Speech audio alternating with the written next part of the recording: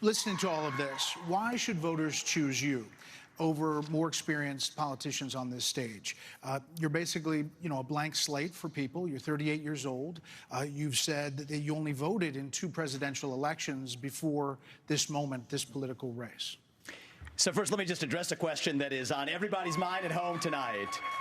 Who the heck is this skinny guy with a funny last name, and what the heck is he doing in the middle of this debate stage? I'll tell you, I'm not a politician, Brett. You're right about that. I'm an entrepreneur. My parents came to this country with no money 40 years ago. I have gone on to found multi-billion-dollar companies. I did it while marrying my wife, Apurva, raising our 2 sons, following our faith in God. That is the American dream. And I am genuinely worried that that American dream will not exist for our 2 sons and their generation unless we do something about it. And I do think, Brett, is going to take an outsider, because for a long time we have professional politicians in the Republican Party who have been running from something. Now is our moment to start running to something, to our vision of what it means to be an American today. If you have a broken car, you don't turn over the keys to the people who broke it again. You hand it over to a new generation to actually fix the problem. That's why I'm in this race, and we're just getting warmed up. You know what? We're going to bring in... I just want to finish responding to Mike. I just want to respond to Mike for 1 second because he invoked me back. Listen, now that everybody's gotten their memorized, pre-prepared slogans out of the way, we can actually have a real discussion now. The reality and the fact of the matter is... Was that one of yours? Not really, Mike, actually. We're just going to have some fun tonight. And the reality is, you have a bunch of people, professional politicians, super PAC puppets, following slogans handed over to them by their 400-page super PACs last week. The real choice we face in this primary is this. Do you want a super PAC puppet, or do you want a patriot who speaks the truth? Do you want incremental reform, which is what you're hearing about, or do you want revolution? Okay. And I stand on the side of the American Revolution. We're going to take control back here. So, is that a yes? Or is that a yes? Is that a hand raise? You do not... I think it was a hand raise for him, and it's my hands are in my pockets. No, the climate change agenda is a hoax. Let us be honest as Republicans. I'm the only person on the stage who isn't bought and paid for, so I can say this. The climate change agenda is a hoax. The climate change agenda is a hoax, and we have to declare independence for it. And the reality is, the anti-carbon agenda is the wet blanket on our economy. And so the reality is, more people are dying of bad climate change policies than they are of actual climate change. Governor Haley, are you bought and paid for? Is down by 98% in the last century. Listen. Hold on. I've had enough already tonight of a guy who sounds like ChatGPT standing up here. And the last person in one of these debates, Brett, who stood in the middle of the stage and said, "What's a skinny guy with an odd last name doing up here?" was Barack Obama, and I'm afraid we're dealing with the same type of amateur standing on stage tonight. Come over and give me a hug. Give me a hug just like you did to Obama. The same type of amateur. And you'll help elect me just like you did to Obama, too. Give me that the same type of amateur. Hold on. We don't have an identity crisis with that. We're not looking for a new national identity. The American people are the most faith-filled, freedom-loving, idealistic, hardworking people the world has ever known. We just need government as good as our people. Well, Mike, I think the difference is you might have, some others like you may have on the stage, it's Morning in America speech. It is not Morning in America. We live in a dark moment, and we have to confront the fact that we're in an internal, sort of cold cultural civil war. You are and we have to equating the recognize American that people with the failed win. government in Washington, D.C. We just need government as good as our people So, again. so let me just finish addressing that slogan, because I don't know what that slogan means. We need to shut down the administrative state. That's actually how we translate it. Crime has been on the rise. But we have a lot to get to in this second hour of this GOP primary debate. Policy discussions the Americans want to hear you all on. China, Ukraine, immigration, education. But we are going to take a brief moment and talk about the elephant not in the room. Former President Trump has been indicted in 4 different states on 91 counts. He will be processed tomorrow in Georgia at the Fulton County Jail for charges relating to the 2020 election loss. You all signed a pledge to support the eventual Republican nominee. If former President Trump is convicted in a court of law, would you still support him as your party's choice? Please raise your hand if you would.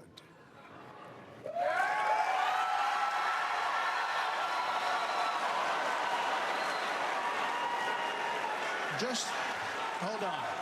So just to be clear, Governor Christie, you were kind of late to the game there, but you raised your hand? No, I'm doing this. Look, I'm doing this. And not I know this. you didn't. Whoa. No.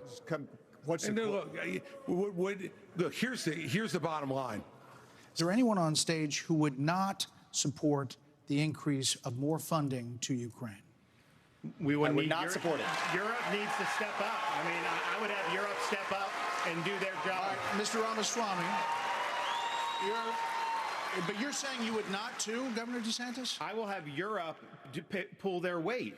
Right now, they're not doing that. You would not support and I think more we need funding? to do, and I think our support should be contingent on them doing it. And I would have support in China to be able to take China and do what we need to do with China. Mr. Ramaswamy, you would not support an increase of funding to Ukraine? I would not. And I think that this is disastrous, that we are protecting against an invasion across somebody else's border when we should use those same military resources to prevent across the invasion of our own southern border here in the United States of America. We are driving Russia further into China's hands.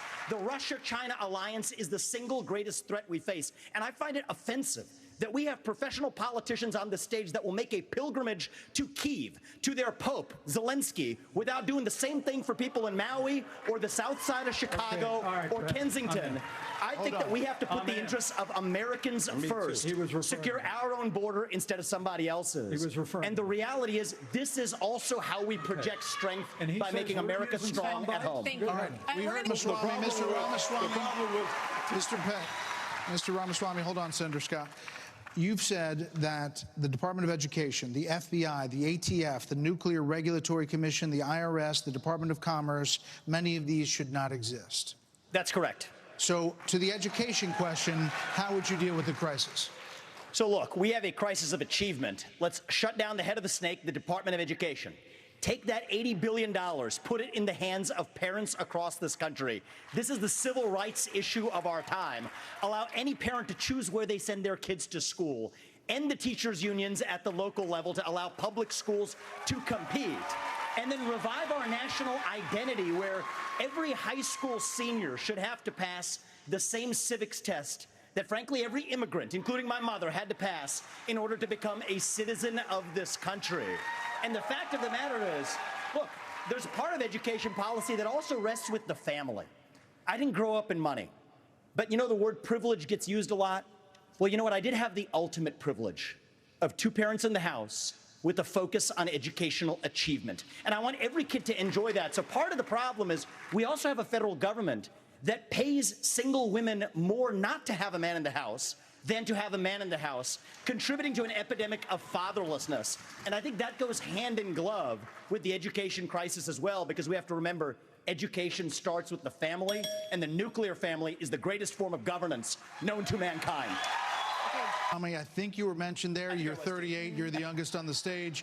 You've said, and you just said, you want a civics test or public service for those under 25 to be able to vote. So the question is, do you want a mental acuity test for presidents over 75? I believe in the people of this country to tell the difference between somebody who's an automaton and somebody who's actually a thinking agent in the White House, which we don't have in there today. And I will tell you, I want to address Vice President Pence's comment. I think we do need somebody of a different generation to lead this nation forward. Look at the way I've run this campaign. Going to the south side of Chicago, to Kensington, in the middle of Philadelphia, where traditional Republican candidates don't go. We have an opportunity to build a multi-ethnic, working-class majority to deliver a landslide, and I think I'm the only candidate in this race, young or old, black or white, to bring all of those voters along to deliver a Reagan 1980 revolution. We're going to do it in 2024. Same question to you, Governor. Universal deportation for all undocumented immigrants and their children, even if the children are citizens of the United States. Under what legal premise would you expel U.S. citizens? So the first thing I want to say is I agree with everything. The Republicans on the stage are on the right side of this issue. Militarize the southern border, stop funding sanctuary cities, and end foreign aid to Mexico and Central America to end the incentives to come across. But I do go a step further. You're right about that, Ilya. I favor ending birthright citizenship for the kids of illegal immigrants in this country. Now, the left will howl about the Constitution and the 14th Amendment, The difference between me and them is I've actually read the 14th Amendment.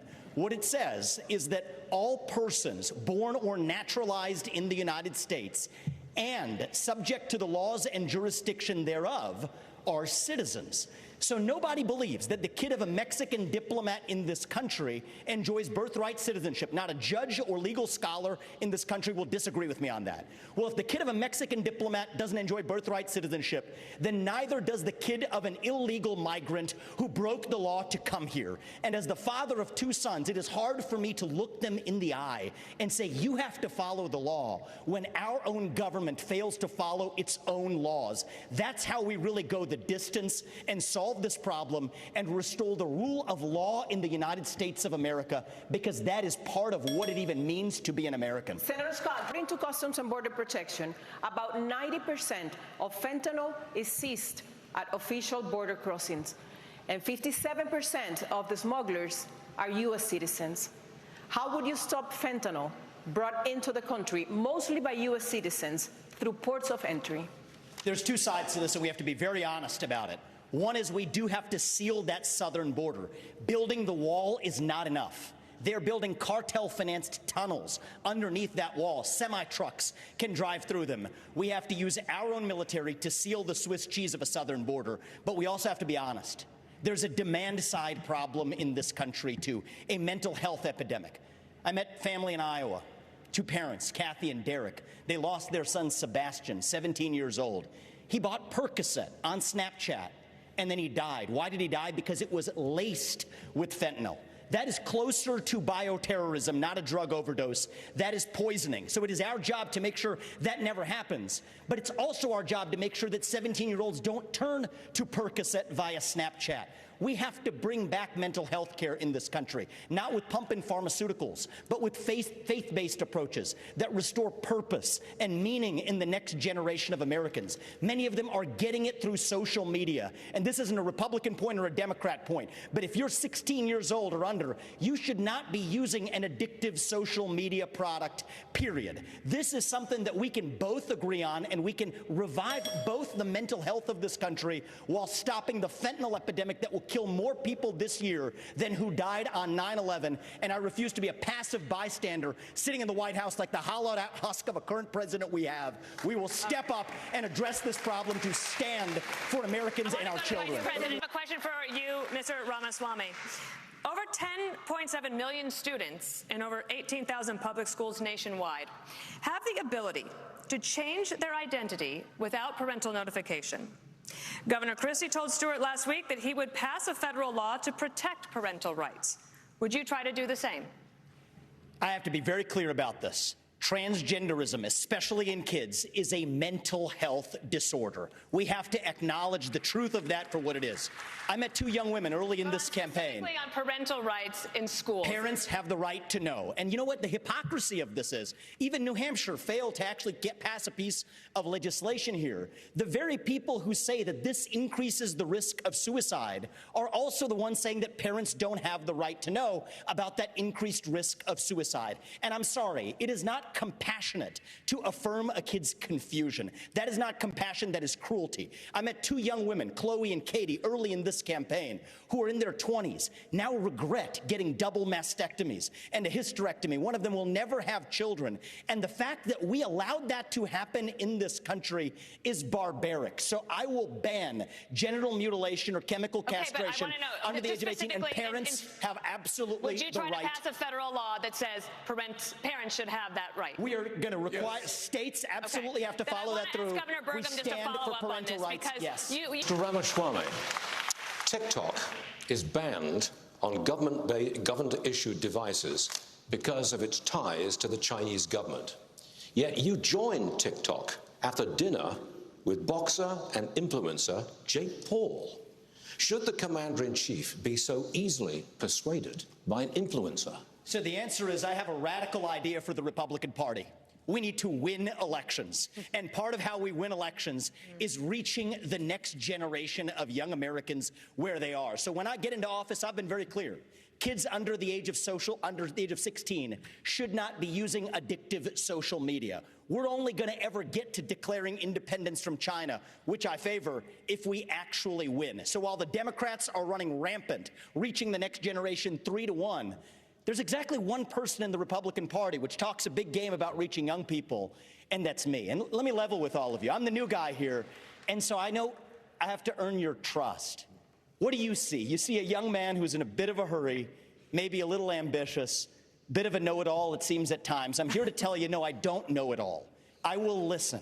I will have the best people, the best and brightest in this country, whatever age they are, advising me. We will be probably many of the people on this stage included. That's how I built my companies. I want to be challenged. I want people who disagree with me. That's what makes America great, because we're not a perfect nation. We're founded on the pursuit of perfection. That is what makes America great. And that is why we will end it once we win this election. I have to jump. I have to jump in here. I'm sorry. Ramaswamy was speaking. There's one person on this. This is infuriating, because TikTok is one of the most dangerous social media apps that we could have. And what you've got, I honestly, every time I hear you, I feel a little bit dumber for what you say, because I can't believe you've got a TikTok situation. What they're doing is these 150 million people are on TikTok. That means they can get your contacts, they can get your financial information, they can get your emails, they can get text messages, they can get all of these things. This is very important for our party. Exactly what they're doing. This is very important for our party, and I'm going to say you've gone and you've helped China make medicines in China, not America. You're now wanting kids to go and get on the social media that's dangerous for all of us. You went and you were in business with the Chinese that gave Hunter Biden $5 million. We can't trust you. We can't trust you. We can't have TikTok in our kids' lives. This is very important. Mr. Ramaswamy, you have 15 seconds. I think, excuse me. You have 15 seconds, Mr. Ramaswamy. Thank you. I think we would be better served as a Republican Party if we're not sitting here hurling personal insults and actually have a legitimate debate about policy following Reagan's 11th Commandment in his honor. And the answer is that is what actually makes our country strong. And I believe in these people. These are good people on the stage. They disagree, but let's have a legitimate disagreement. That's what I would say. So at the end of the day, when you think about the fact that if you want to keep American troops at home, an attack on NATO territory would bring us and our troops in. By degrading the Russian military, we reduce, if not eliminate, an attack on NATO territory. Finish that exchange. We have to level with the American people. We have to level with the American people on this issue. The reality is just because Putin's an evil dictator does not mean that Ukraine is good. This is a country that has banned 11 opposition parties. A win for Russia is a win for China. We're driving Russia. A win for Russia is a win for China. Excuse me, Nick, you'll have your chance. I forgot you like China. That's why you'll have your chance in just a moment. Yeah. The hurling personal insults isn't helping. China is the real enemy, and we're driving Russia further into China's arms. We need a reasonable peace plan to end this, especially this is a country whose president just last week was hailing a Nazi in his own ranks. Ukraine, that's a green light to China to take Taiwan. We need a peace comes through strength. We need a reasonable plan to peace. Governor Christie. The Communist Party of China is the real enemy. Governor Christie, we're here in California, where gas is nearing $6 a gallon. Oil is close to $100 a barrel again. You say, drill, baby, drill. But the courts won't let you. Mr. Ramaswamy, how would you bring down prices without immediate drilling? Well, look, I think that we do have to run through the courts and get through that administrative state to make sure we're using the natural resources here at home. But here's the other thing that we can do that's easy. It would take forever, Mr. Ramaswamy. And it addresses the national debt as well as brings down prices. Put people back to work. We are using taxpayer money to pay people more to stay at home than to go to work. That is wrong. That contributes to our supply chain crisis. It contributes to inflation. That's the easiest way to unlock this economy. And here's the other thing. We have to put the Federal Reserve back in its place. This is an agency that has gone rogue. So in January 2026, when I have the opportunity as our next commander-in-chief, we will have a new chairman of the Federal Reserve who places priority on dollar stability, and then most importantly, send packing 75% of the administrative state, reduce the federal employee headcount by 75%, rescind 50% of unconstitutional federal regulations that are shackling businesses, both large and small. I've offered a very clear, practical plan to do it. That's how we unleash the economy. That's how we revive the integrity of a three-branch constitutional republic, rather than this technocracy and aristocracy in the administrative state. Swamy, let me turn to you. Please make your case. Why should you be the nominee and not the former president? I think there's something deeper going on in the Republican Party here, and I am upset about what happened last night. We've become a party of losers at the end of the day. There's a cancer in the Republican establishment. Let's speak the truth. I mean, since Ronna McDaniel took over as chairwoman of the RNC in 2017, we have lost 2018, 2020, 2022, no red wave that never came. We got trounced last night in 2023. And I think that we have to have accountability in our party. For that matter, Ron, if you want to come on stage tonight, you want to look the GOP voters in the eye and tell them you resign, I will yield my time to you. And frankly, look, the people there cheering for losing in the Republican Party. Think about who's moderating this debate. This should be Tucker Carlson, Joe Rogan, and Elon Musk. We'd have 10 times the viewership, asking questions that GOP primary voters actually care about and bringing more people into our party. Do you think the Democrats, and we've got Kristen Welker here, do you think the Democrats would actually hire Greg Gutfeld to host a Democratic debate? They wouldn't do it. And so the fact of the matter is, I mean, Kristen, I'm going to use this time because this is actually about you in the media and the corrupt media establishment. Ask you, the Trump-Russia collusion hoax that you pushed on this network for years, was that real or was that Hillary Clinton made up disinformation? Answer the question. Go. Mr. Ramaswamy. This is how we get our country back. We need accountability because this media rigged the 2016 election. They rigged the 2020 election with the Hunter Biden laptop story. Mr. Ramaswamy, and they're going to rig this election. Your time is up. Accountability. Let me turn to Governor Christie. Mr. Ramaswamy, any daylight between you and the candidates we just heard on this issue on what you would tell the Prime Minister? Not in terms of what I would tell the Prime Minister, no. In fact, I would go one step further. The founding vision of Israel was based on the idea that they don't want to depend on anybody else's sympathy or direction in defending themselves. So what I would tell Bibi is that Israel has the right and the responsibility to defend itself. I would tell him to smoke those terrorists on his southern border, and then I'll tell him as President of the United States, I'll be smoking the terrorists on our southern border. That's his responsibility. This is our responsibility. That's how we move forward. But I want to be careful to avoid making the mistakes from the neocon establishment of the past. Corrupt politicians in both parties spent trillions, killed millions, made billions for themselves in places like Iraq and Afghanistan, fighting wars that sent thousands of our sons and daughters, people my age, to die in wars that did not advance anyone's interests, adding $7 trillion to our national debt. And Joe Biden sold off our foreign policy.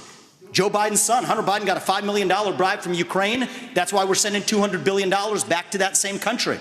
The fact of the matter is the Republican Party is not that much better. You have the likes of Nikki Haley, who stepped down from her time at the UN.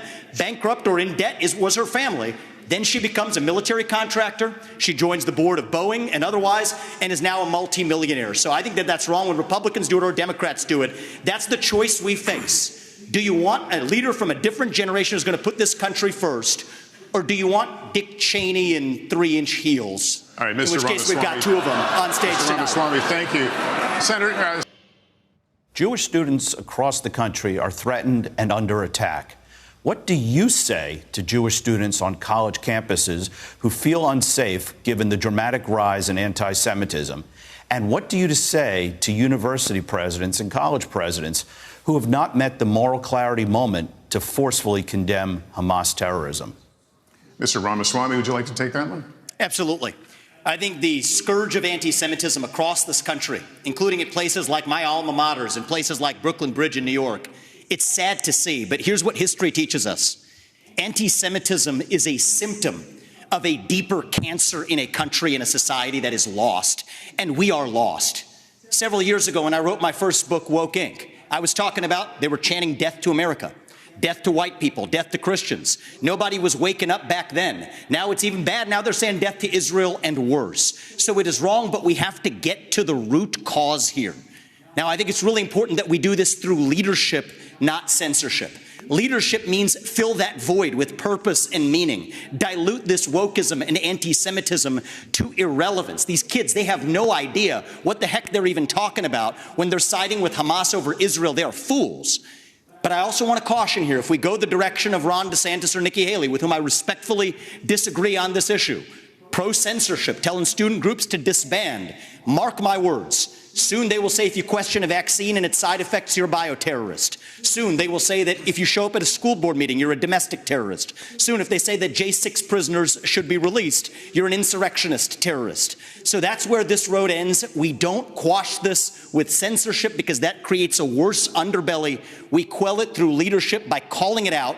These university administrators have lost their way, and we need leadership at the top in the United States of America that restores our founding values and that has no place for this kind of anti-Semitic hate. That's where I stand while respecting our Constitution. Your time is out. Ramaswamy, are you persuaded by President Zelensky's urgent new plea? Where do you stand on more funding? I'm absolutely unpersuaded.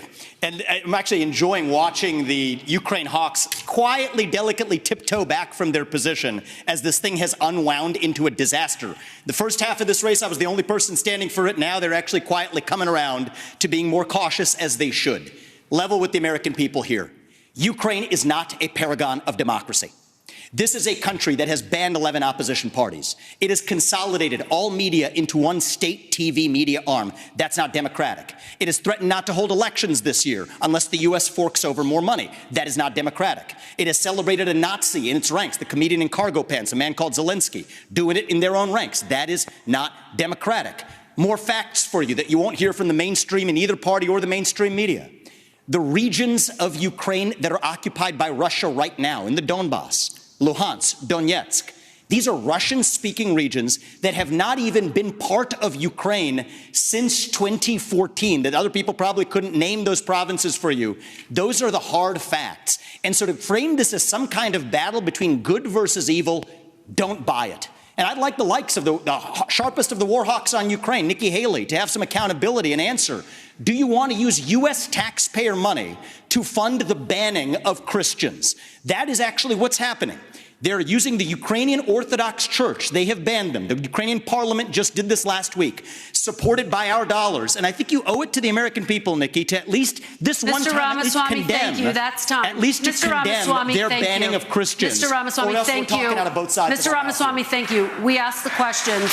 Ambassador Haley, well, she deserves to what is your take on more funding for Ukraine? I am telling you, Putin and President Xi are salivating at the thought that someone like that could become president. They would love to see that. The fact of the matter is she doesn't answer the question. So this is what I will tell you. We're driving Russia into China's hands because of these foolish policies. You had your time to talk, the ambassador. Ramaswamy, we've talked about this. You campaign on TikTok.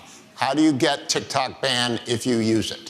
Well, I want to laugh at why Nikki Haley didn't answer your question, which is about looking at families in the eye. In the last debate, she made fun of me for actually joining TikTok while her own daughter was actually using the app for a long time. So you might want to take care of your family first. Leave my daughter out of your voice. Your adult daughter. The next generation of Americans are using it. And that's actually the point. You have her supporters propping her up. That's fine. Here's the truth. You're just the easy answer is actually to say that we're just going to ban one app. We got to go further. We have to ban any U.S. company actually transferring U.S. data to the Chinese. Here's a story most people don't know. Airbnb hands over U.S. user data to the CCP. Now, that's a U.S.-owned company. So this is the problem when you have Republicans that temporarily go the way the winds blow, and now it's popular to talk tough on China. When she was UN ambassador, called them, literally her words, not mine, our great friend. You can't be fair weather fans of the right policy. Get to the root cause. Even U.S. companies in Silicon Valley are regularly doing it. Cut the virtue signaling. The fact of the matter is Democrats are on TikTok today. The only person, one of the few people who is putting up content the way the actual algorithms work, speaking for pro-Israel views or others, is Ambassador me. And Haley, more Republicans will join it. But stop U.S. companies from turning over data to Chinese companies. That's the real answer, not the virtue Kristen don't get to respond to personal attacks, but you do. Thank you very much. You know, when he talks about me praising China, he doesn't know the fact that the reason China was praised was because I negotiated with China and Russia the largest set of sanctions sanctions against North Korea in a generation. That is literally the reason North Korea stopped testing ballistic missiles. So I said China did good on their part. That was a negotiation you could never do. What you said, Nikki. Those are your words, not mine. And so just own up to it. You would never have been able to get that negotiation but don't lie to the people about what you've said or what you've done in South Carolina. My entire you have brought them to South Carolina. at the United Ron is right Nations. about that. Every day I fought China, and I did it by making sure hard no facts. one You could brought get them to this any country. agency heads in UN. I did it by making sure that we called them out on human rights. I did it by making sure that we held them accountable on everything that they did. That's the reason we got out of the Human Rights Council. That's the reason we called them out. And there's not been a day I haven't Nikki, stopped. Senator Scott, it is your turn. Mr. Ramaswamy, you made afterwards. Everybody else is. Swamy, have you determined if you would touch entitlements and Social Security? What, if any, reforms are you looking at? So this is really important right now. We're working within the last window I believe we will have to actually fix this problem while still leaving Social Security and Medicare benefits for current seniors intact. I'll tell you how. The other candidates assume, like Nikki, that it can't be done. And on her math, she's right about it. But her math assumes $7 trillion of our $33 trillion national debt going to fight wars like in places like Iraq and Afghanistan. Minus that, our national debt would be $26 trillion right now. Then you go to zero-based budgeting, which I've proposed as a CEO. It's how I've run businesses. It's how many CEOs run businesses. Don't use last year's budget as the baseline. Start with zero as the baseline and then ask what's actually necessary. 75% headcount reduction. Yes, that is severe. In the number of federal employees in the Washington, D.C. bureaucracy. Shut down redundant agencies that should not exist. Deliver economic growth as a positive tailwind. I think we can get to 3, 4, maybe even 5% GDP growth if we really take the regulatory shackles off of our economy. And against that backdrop, I believe this is our last best window to be able to take care of our national debt problem through those severe measures, including sacrificing the foreign wars that many bloodthirsty members of both parties have a hunger for. That's the one secret for how we're going to be able to do this, and that requires discipline. So we can't have the first conversation we were having, sending foreign aid willy-nilly to countries whose national debt per capita is less than ours. Thank you, But if we Mr. do this Ramaswamy. correctly, I think this is our last window, and it'll take a CEO from the next generation to do it. Thank you very much. Senator Swamy. Special forces in Mexico shoot them stone cold dead at the border. One thing I just want to say in how we're talking about this issue is, like Ron, I've actually met many parents across this country who have lost their kids to laced pharmaceuticals that have fentanyl in them. The only thing I would ask, Ron, I think you'd be on the same page with me on this. Let's not even call that an overdose. Right. That is not an overdose. That is poisoning. If you put that fentanyl in a Big Mac, we would not call that an overdose. You'd call it what it is. It's closer to bioterrorism. And I say that because as it uniquely relates to this crisis, that does warrant more aggressive means to deal with it. So there's a new presidential election in Mexico in 2024. People may not be aware of that. It's going to be someone other than Obrador, who has been a disaster in Mexico. I think he's even mentioned me obliquely in speeches to say that somebody who would do this shouldn't get anywhere near the White House. Well, AMLO, get out of the way. There's going to be someone else in charge. I hope to build a good relationship with that next president of Mexico. We'll use our own military to seal our own southern border. What we need to do is stop using our military to protect somebody else's border halfway around the world when we're short right here at home. Get serious about protecting this border. And then the other thing that hasn't been discussed is the northern border. I'm the only candidate on the stage, as far as I'm aware, who has actually visited the northern border.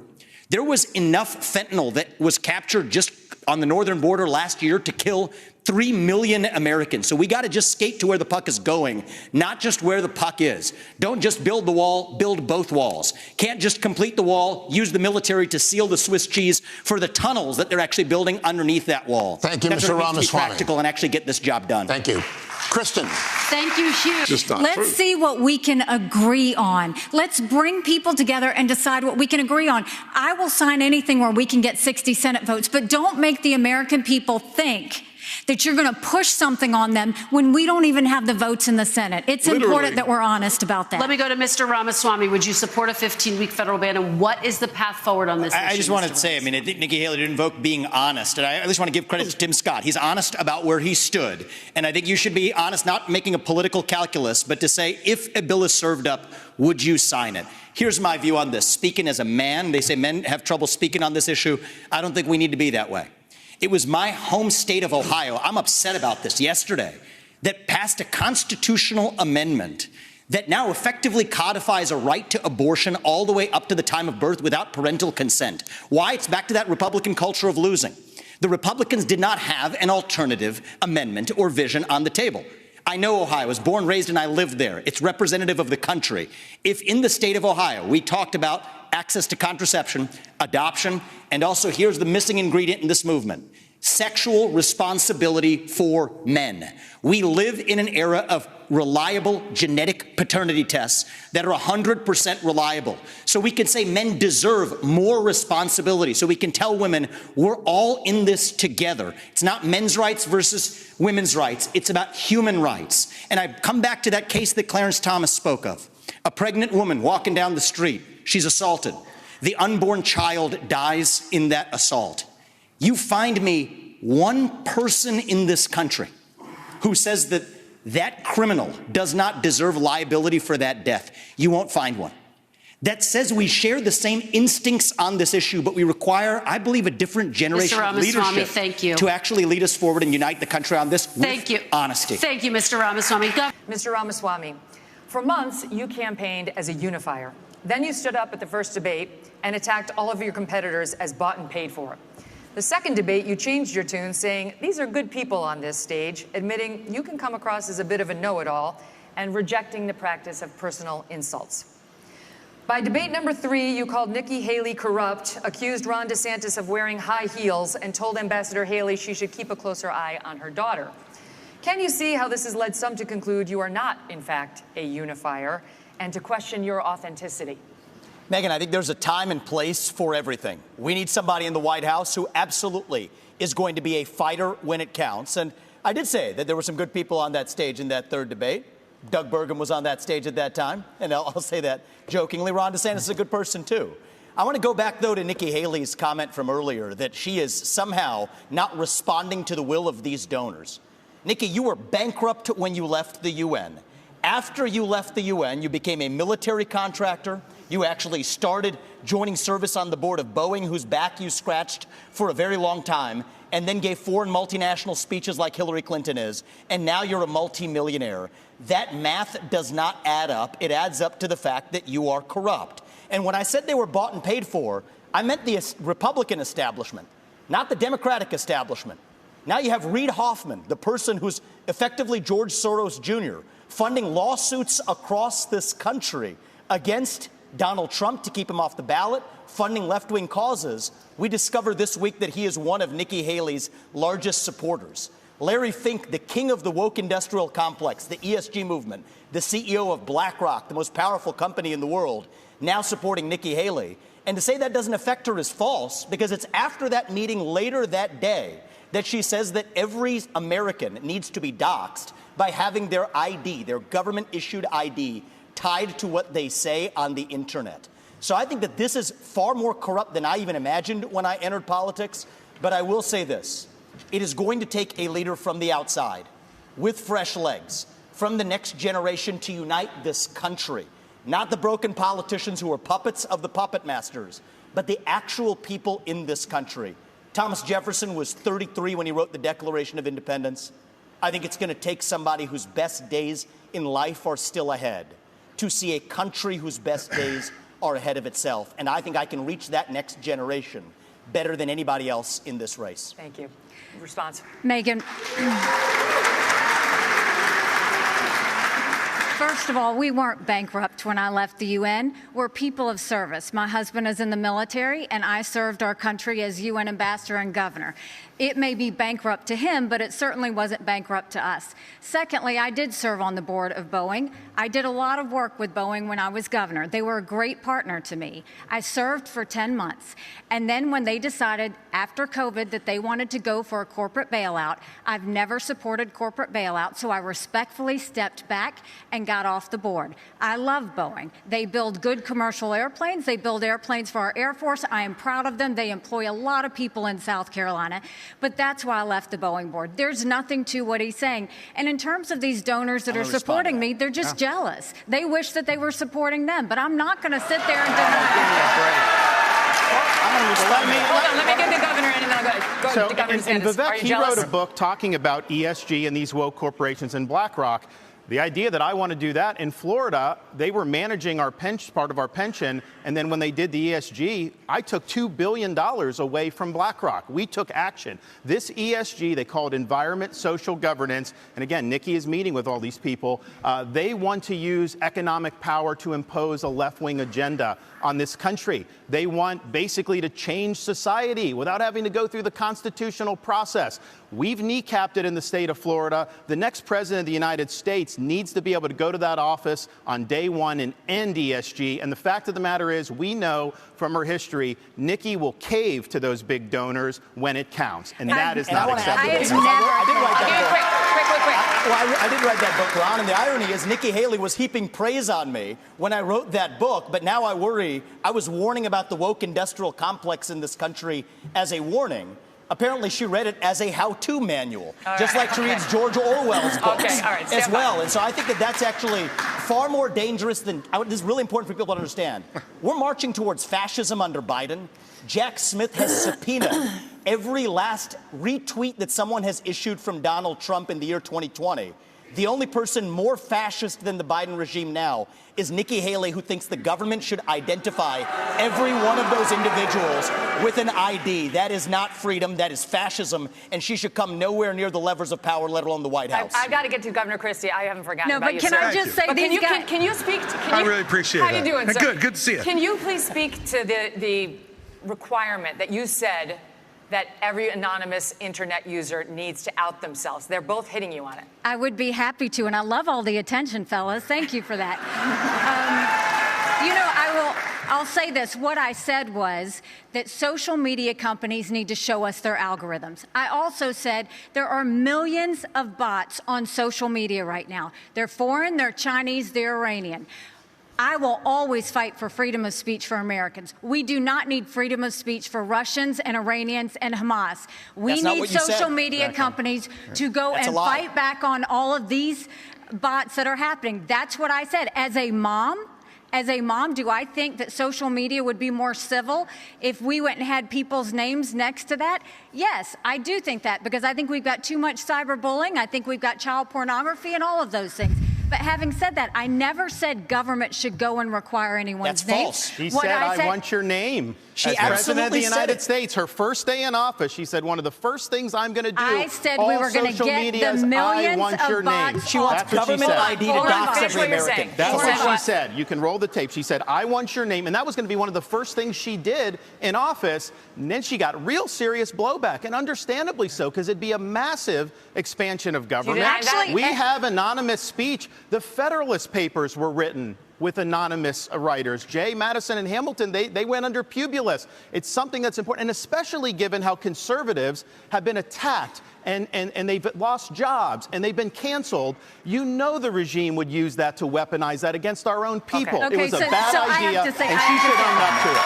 Come on, now, what are you doing here? 15 seconds, and then there is the governor, former governor of New Jersey. This cracks me up because Ron is so hypocritical, because he actually went and tried to push a law that would stop anonymous people from talking to the press, and went so far to say bloggers should have to register with the state if they're going to write about elected officials. It was in the check your newspaper. It was absolutely there. I have never said government should trample on your constitutional rights. You can come back to it later. This is more dangerous than the Democrats. You're lying. This section's over.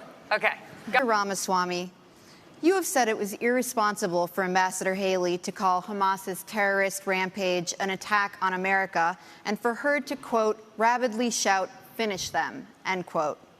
The Hamas terror attack left dozens of Americans dead and was the deadliest attack on Jews since the Holocaust. Why wouldn't it be a good thing to finish Hamas?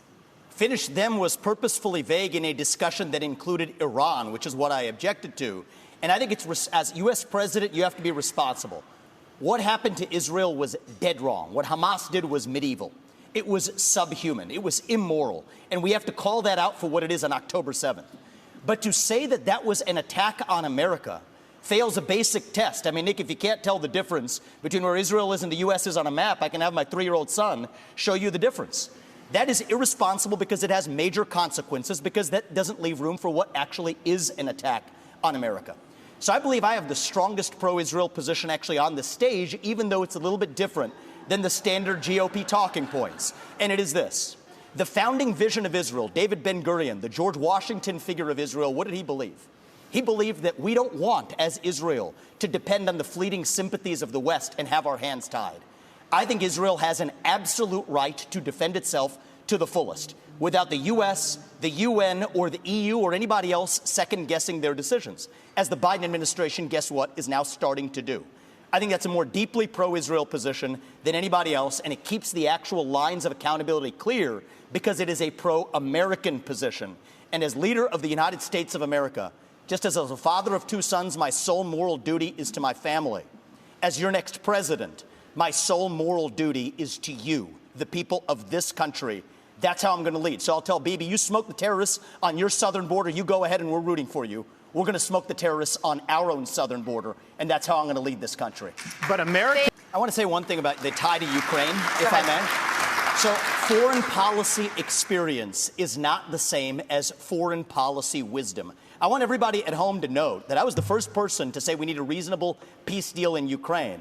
Now a lot of the neocons are quietly coming along to that position, with the exceptions of Nikki Haley and Joe Biden, who still support this, what I believe is pointless war in Ukraine. And I think those with foreign policy experience, one thing that Joe Biden and Nikki Haley have in common is that neither of them could even state for you 3 provinces in eastern Ukraine that they want to send our troops to actually fight for. Look at that. This is what I want people to understand. These people have, I mean, she has no idea what the hell the names of those provinces are, but she wants to send our sons and daughters and our troops and our military equipment to go fight it. So reject this myth that they've been selling you, that somebody had a cup of coffee stint at the UN and then makes $8 million after, has real foreign policy experience. It takes an outsider to see this through. Look at the blank expression. She doesn't know the names of the provinces that she wants to actually fight for. And there's her puppet masters right there, the donors right there that are playing her like the puppet masters. Hold on. Let me just say something here.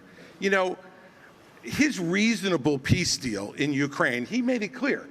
Give them all the land they've already stolen, promise Putin you'll never put Ukraine in Russia, and then trust Putin not to have a relationship with China. Let me tell you something.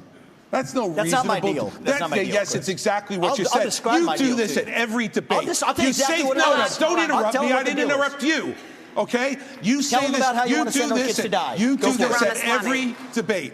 You go out on the stump and you say something. All of us see it on video. We confront you on the debate stage. You say you didn't say it, and then you back away. And I want to say what exactly what I said, Chris. I'm not done yet. Well, this now is look. This is and nonsense. This man is spewing. This man is spewing nonsense. Let me tell you something. This is the fourth debate that you would be voted in the first 20 minutes as the most obnoxious blowhard in America. So shut up for a little while. I'm going to respond to that. I want to say your version of... We're going to let you respond to that. We're going to let you respond to that. Let him finish. I want to say something else. We're now 25 minutes into this debate, and he has insulted Nikki Haley's basic intelligence, not her positions, her basic intelligence. She doesn't know regions. She wouldn't be able to find something on a map that his 3-year-old could find. Look, if you want to disagree on issues, that's fine. And Nikki and I disagree on some issues. But I'll tell you this, I've known her for 12 years, which is longer than he's even started to vote in the Republican primary. And while we disagree about some issues and we disagree about who should be president of the United States, what we don't disagree on is this is a smart, accomplished woman, and you should stop insulting her. So I'm going to take several times over. So first of all, I think we just learned something from Chris Christie. We learned 3 things right there. First of all, Chris Christie also doesn't know what provinces in eastern Ukraine he actually wants us to fight for. Chris, your version of foreign policy experience was closing a bridge from New Jersey to New York. Yeah. So do everybody a favor, just walk yourself off that stage, enjoy a nice meal, and get the hell out of this race. Let me tell you. When it comes to Nikki, I think if you're going to actually send your sons and daughters to go die in somebody else's war, you better, excuse me, Chris, I'm speaking, and I'm not done yet. I haven't heard a time when you aren't and we're going to be speaking. done. So listen up to this, is if these people want to send your sons and daughters to go die in Ukraine, they've been arguing for it for a year. $200 billion of our taxpayer money sent over. Neither of them could even name for you the provinces that they actually want to protect. And this is the people who have been touting their so-called foreign policy experience. It is intellectual fraud. These people are lying to you, the same people who told you about weapons and mass destruction in Iraq. To justify that invasion, didn't know the first thing about it, yet they sent thousands of our sons and daughters to go die. The same people who told you the same in Afghanistan, where the Taliban is still in charge 20 years later. $7 trillion of our national debt due to these toxic neocons. You can put lipstick on a Dick Cheney, it is still a fascist neocon. Thank and you, you Mr. gotta see that today. Thank you, Mr. It's Dick Ramaswamy. Cheney all over again in this party. Thank you, Mr. Ramaswamy. 15 seconds. Ramaswamy. Over the past year, fentanyl has killed more than 75,000 Americans, 1,000 of them right here in Alabama. You have vowed to use the military to, quote, annihilate drug labs inside Mexico, something the president of Mexico said would be a hostile act. But fentanyl can easily be made anywhere, and labs that are shut down can easily and quickly be replaced. Are your tough enforcement policies offering false hope to a country racked by addiction? To the contrary, I don't think it's going to have to come to that if we deal with the actual demand side problem that we also have in this country. I mean, the easy part is talking about how we're going to use our military to secure the border. I will, and I believe that everybody else wants to do the same thing. But the harder part is dealing with the crisis of purpose and meaning, the mental health epidemic raging across this country like wildfire. And there's a reason why after the opioid crisis, you see fentanyl. And even after we get fentanyl, and we are going to be sure to make sure we do it, this one is worse for many reasons. They're illegally lacing it into pharmaceuticals, so it's more dangerous. But we're deluding ourselves. The real false promise here is thinking that we're going to have dealt with that underlying mental health epidemic in this country by just dealing with the demand side of it. But I want to get back to this issue of the root cause, because a lot of these are coming from labs in Wuhan, China, of all places. Drug materials that are going to the Mexican drug cartels that they're pumping across that southern border like a modern opium war. I think it is going to take a U.S. president that's going to have a very different conversation with Xi Jinping than what Joe Biden just had in California. I will tell Xi Jinping, you will not only not buy land in this country or donate to universities in this country, U.S. businesses won't expand into the Chinese market until they're playing by the same set of rules. And the same country that's putting fentanyl into illegal pharmaceuticals in Mexico, it's no coincidence, is the exact same country that also unleashed hell on the world with the COVID-19 pandemic. We also have to hold them accountable with every financial lever that we have available. That is what it actually means to stand with a spine. And you mark my words, if we're willing to stand with the spine, China will absolutely have to fold because they're in a tougher spot than we are. And then we're back to playing by the same set of rules. Thank you, Mr. That's the Ramaswamy. answer. Thank you. We need somebody that's younger. We need somebody that's going to be able to go in there and clean house on day one and do it for 2 terms. And I'll be able to Here's do my that. issue with all 3 of my other colleagues on this debate stage, is all 3 of them have been licking Donald Trump's boots for years for money and endorsements. Ron DeSantis, you've been a great governor, but you would have never been one without actually begging Donald Trump for that endorsement. And you attacked him in your book a year ago. Same thing with Chris Christie as a lobbyist, begging them for COVID money for his special interests in New Jersey, prepping him for the debates last time around. These people are now Monday morning quarterbacking some decision he made. I think the real enemy is not Donald Trump. It's not even Joe Biden. It is the deep state that at least Donald Trump attempted to take on. And if you want somebody who's going to speak truth to power, then vote for somebody who's going to speak the truth to you. Why am I the only person on the stage, at least, who can say that January 6th now does look like it was an inside job?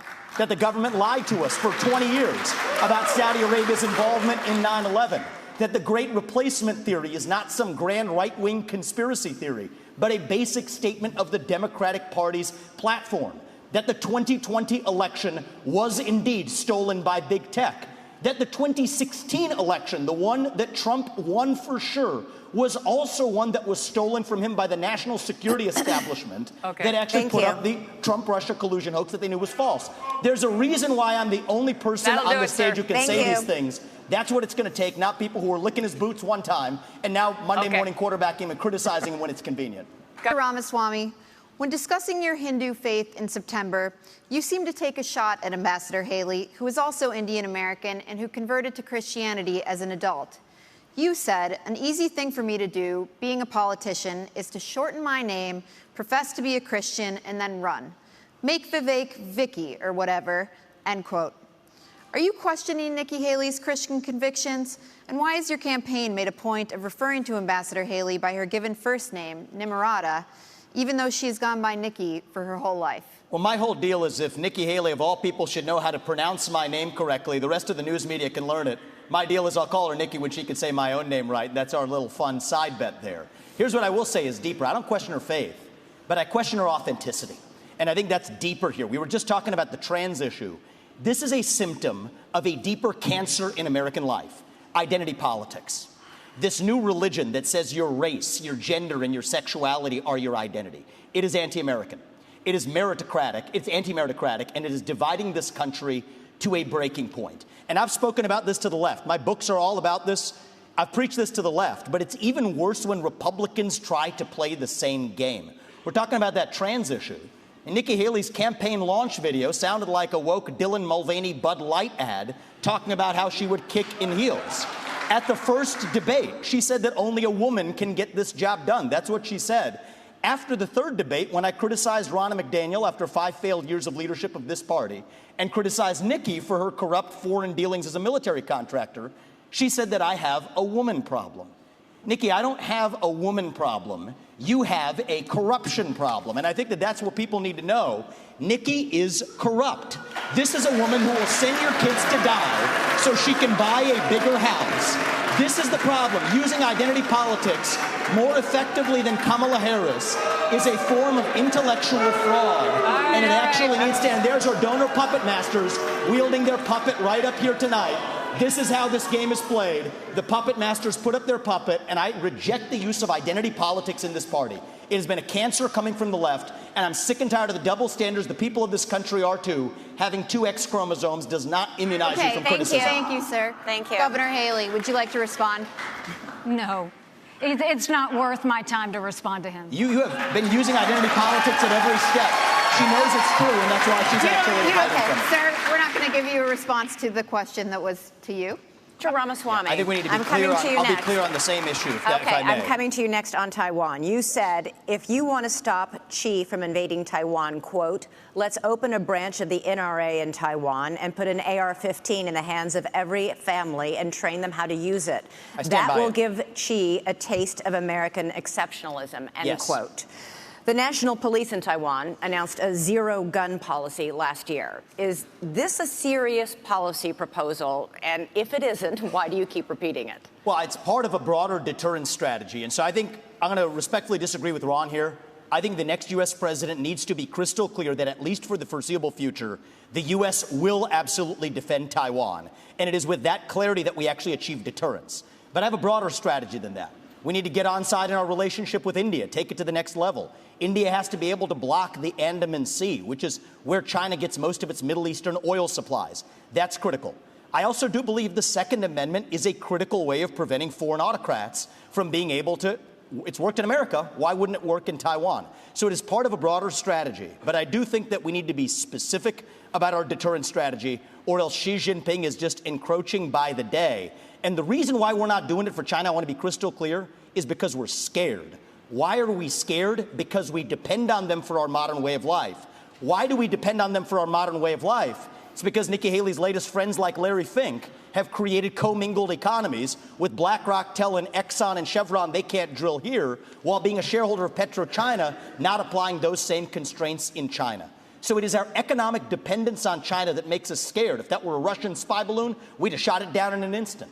If that were a Russian spy base in Cuba, we'd be actually going hard on them instead of turning the other way as we are with China. So it comes back down to that economic dependence. We cannot depend on them for our pharmaceuticals, our semiconductors, and people have been lied to for a long time. Our own military, the F-35 jets that we make in this country, depend on China, and it's going to take an outsider to fix that broken establishment. Thank you, Mr. Ramaswamy. Yeah, so I actually wanted to, this is a very personal issue to our family. I wanted to take actually a minute to recognize my wife who's here today. Badass surgeon. She did a bunch of cases with cancer survivors earlier today, flew here to be tonight. We'll be back at 7 a.m. in Columbus, Ohio tomorrow, taking care of those patients in the OR. And on the front lines of people who have actually not swallowed for years. And here's what's something that's awful that's happening in our healthcare system. They'll pay for anything like feeding tubes, doctors to be pill pushers, But for the procedures that can actually make these patients better, we have a broken healthcare system that doesn't pay for it. My wife, Apoorva, in many cases, does not get paid for those procedures. She does them anyway because it's the right thing to do. But that does not work system-wide. So here's the answer. We don't have a healthcare system in this country. We have a sick care system. We need to start having diverse insurance options in a competitive marketplace that cover actual health, preventative medicine, diet, exercise, lifestyle, and otherwise. And here's how we deliver that.